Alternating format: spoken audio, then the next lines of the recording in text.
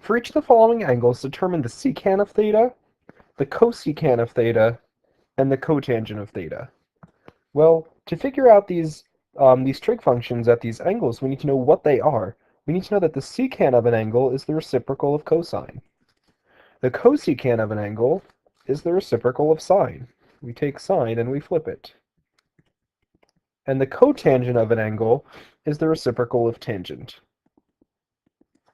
So, to find the secant of 30 degrees, well, we need to say what is cosine of 30? What's cosine of 30? And we flip that. Well, cosine of 30 is square root of 3 over 2, so this is 2 over square roots of 3. Well, what's the sine of 30? Because we need to now figure out the cosecant of 30. Cosecant is the reciprocal of sine. So what's the sine of 30? The sine of 30 is a half, so when you flip a half, you get 2 over 1, which is 2. And finally, the cotangent of 30, we need to know, well, what's the tangent of 30? Well, the tangent of 30, if you have memorized it by now, the tangent of 30 is square root of 3 over 3. So this is 1 over square root of 3 over 3, and I want to flip that. So 3 over radical 3.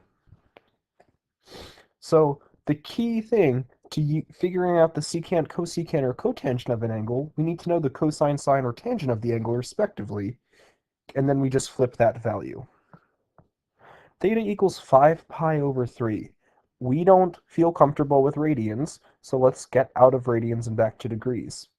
We know there's 180 degrees in pi radians. 3 divided by 80 is 60. 5 times 60 is 300. So this is really 300 degrees. What is the secant of 300 degrees?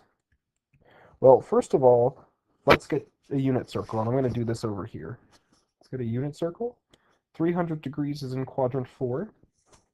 What's my reference angle? Well, it's a pi over 3, which is a good indicator that it's a 60-degree reference angle. And in quadrant 4, we know that cosine is positive. The cosine is positive and sine and tangent are negative, so that means secant's going to be positive. So this is equal to 1 over the cosine of 60. What is the cosine of 60? The cosine of 60 is a half, so when I flip a half, I get 2 over 1, which is 2.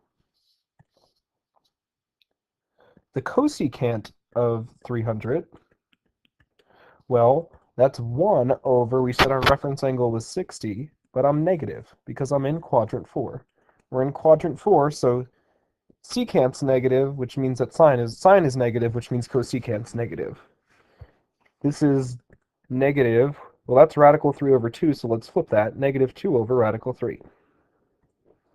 And cotangent, the cotangent of 300, well, that's 1 over tan, or you could say it's cosine over sine. You could use that identity if you want, but let's just go 1 over tan 60.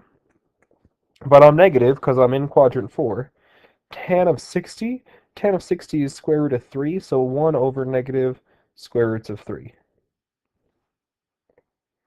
And finally, theta equals negative 60 degrees. Well, if theta is negative 60 degrees, our reference angle is 60 degrees and we're in quadrant 4. So guess what? You don't have to do any more work because we already did that. We already did all this work right here. That's the answer. It's the same thing. So if theta is negative 60, we're done because we just did that for 5 pi over 3.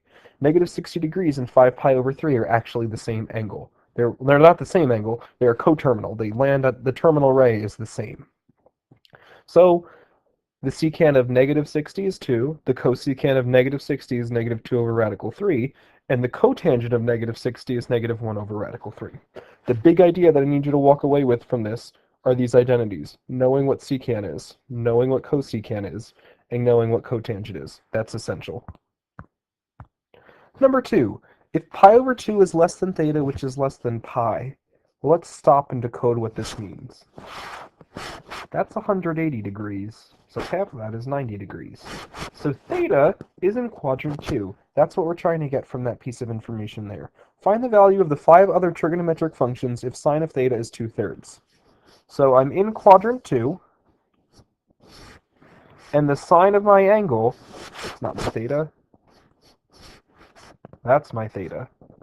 The sine of my angle is 2 over 3. So I can use the triangle that has an opposite of 2 and a hypotenuse of 3. How do I find that third side? Pythagorean theorem. Leg squared plus leg squared is hypotenuse squared. X squared plus 4 is 9. So x squared is 5. X equals the square root of 5. And you can put a square root of 5 here. However, I think this is a great idea to do. Notice that that x direction is negative. They were in the negative x direction, so I'm going to make that a negative square root of 5. That way, I don't need to think about who's positive and negative in quadrant 2. I can just go along and say, what's the cosine of theta? Well, the cosine of theta is adjacent over hypotenuse, negative radical 5 over 3. I don't need to think, it's already negative. And what's the tangent of theta? Well, the tangent of theta is TOA, opposite over adjacent, 2 over negative square roots of 5. So if you didn't put that there, you would have to recognize, oh wait, cosine is negative in quadrant 2, and that's fine. So if your triangle is ever in the negative direction on an axis, this is the negative x, this is the negative y direction, you can make the legs of your triangle negative. The hypotenuse is always positive, the legs are what become negative. Well, those are 2 of the other 5. What are the other 3? The other 3 are secant, cosecant, and cotangent. Well, what is secant? Secant is the reciprocal of cosine, so negative 3 over radical 5. Cosecant is the reciprocal of sine, 3 halves. Cotangent is the reciprocal of tangent, negative radical 5 over 2. Done. That's how we got the other 5, by using our original 3 that we've known and loved since Common Core geometry, and taking their reciprocal. Notice that cosine, secant are negative, tangent and cotangent are negative. Secant should already be positive. Cosecant should be positive because sine is positive. Explain why the cosecant of pi is undefined. Well, we're not comfortable with the cosecant function, and please don't say the CSC function, it's cosecant, it's an abbreviation. Why? Mathematicians are lazy. So the cosecant of pi is 1 over the sine of pi. We should be comfortable enough that pi radians is 180 degrees to not have to switch there. So on the unit circle, what point is that? That is the point negative 1, 0. Sine on my unit circle is my y value. So this is 1 over 0. That's why this is undefined. That's why it's undefined, because we end up dividing by 0. That's why it's undefined, because the sine of pi is 0. That's why cosecant is undefined, because sine of pi is 0. We say pi is not in the domain of cosecant. You cannot put pi into the cosecant function. Number 3, find the values of 1 plus the tangent of pi over 3 squared and secant of pi over 3 squared. What do you notice? Pi over 3 is one of those angles that you should almost memorize at this point. We know that pi radians is 180. 180 divided by 3 is 60 degrees. So we need to figure out what's the tangent of 60 degrees and what's the secant of 60 degrees, and then we'll see what these come out to be. Well, let's do tangent. We know tangent is sine over cosine. That's one way to do this. So the sine of 60 over the cosine of 60. Sine of 60 is radical 3 over 2. Cosine of 60 is a half. They're both divided by 2, so we get the square root of 3 over 1, which is the square root of 3. Secant of 60, hold on, secant is the reciprocal of, not sine, it's not the same letter, it's the opposite letter, cosine of 60. The cosine of 60 is a half, so I need to flip a half. When I flip a half, I get 2. The reciprocal of 1 half is 2. So, let's do 1 plus the tan of pi over 3. 1 plus radical 3 squared is 1 plus 3 square root of 3 squared is 3, so this is 4. This expression has a value of 4. The secant of pi over 3, that's the secant of 60, that's 2. 2 squared is 4. What do we notice? They're equal. They are equal. We get to look at this more together tomorrow. We get to look at this more tomorrow because we'll see why these are equal. And does it only happen at pi over 3? I'll spoil the mystery a little and say this will always happen. 1 plus the tangent of an angle squared is always secant of that angle squared. We get to talk about that tomorrow in lesson 7. Number 5, we end on a nice note. Even though it's problem 5, this is probably the easiest problem in this entire exercise, in this entire problem set that we have. Find the following values from the given information. I want to know what the secant of theta is if the cosine of theta is 0.3. Well, if secant of theta is 3/10, I'm going to make that a fraction. What's the secant of theta? Well, it's the reciprocal of that. It's 10/3. Done. If the I want to find cosecant if sine is negative 0.5. If sine is negative 1/2. Well, if sine is negative 1/2, what's cosecant? Cosecant of theta is flip that. Negative 2. Done.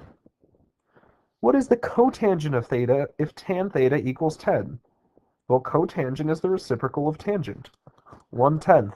Done. What's the sine of theta if cosecant of theta is negative 10 over 9? Well, I know cosecant is the reciprocal of sine, so sine is the reciprocal of cosecant. Just flip it again. Because this is the flip. I flip that to get cosecant, so to get back to sine, I'm going to flip it back again. Negative 9/10. Done. I know it was number 5, but it was probably the easiest problem in this problem set. That was the reciprocal trig functions. Hopefully you know that secant is 1 over cosine, cosecant is 1 over sine, and cotangent is the reciprocal of tangent. There's a reason why we call them the reciprocal trig functions, because to find their value, we take the reciprocal of their respective sine, cosine, or tangent that we know and love. See you tomorrow for the Pythagorean identity.